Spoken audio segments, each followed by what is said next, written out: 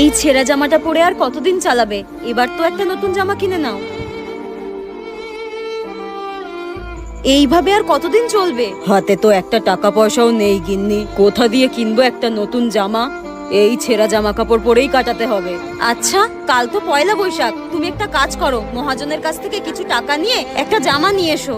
কাল সকালে যদি মহাজন কিছু টাকা দেয়, দেখবো কিনতে পারি নাকি।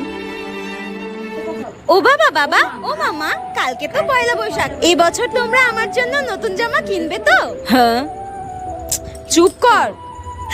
কোনো বছরই তোমরা আমাকে পয়লা বৈশাখে নতুন জামা কিনে দাও না, এই বছর কিন্তু আমার পয়লা বৈশাখে নতুন জামা চাই, আমাকে কিনে দিতেই হবে। আচ্ছা মা, আচ্ছা, এবছর পয়লা বৈশাখে তোকে একটা নতুন জামা কিনে দেবো, এবার খুশি তো? হ্যাঁ হ্যাঁ, খুব খুশি, খুব খুশি, ঠিক আছে। পাগলি মেয়ে একটা।